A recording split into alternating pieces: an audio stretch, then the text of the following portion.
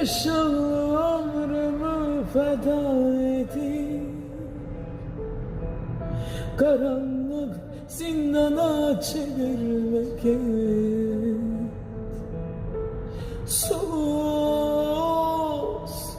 dağla dolu hayatıma girip suskun bir anda gergeylemek et.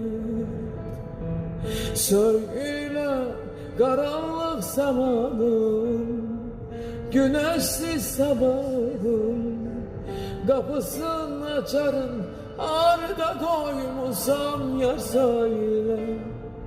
Heder giden ömrüm, cezası sen olan, zindanın açarım, arda koymuşsam yar söyle.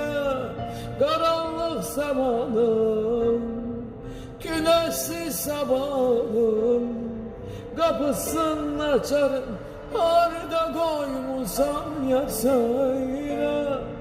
Heder giden ömrüm, cezası sen olan, zindanın açarım, arda koymuşsam yar söyle.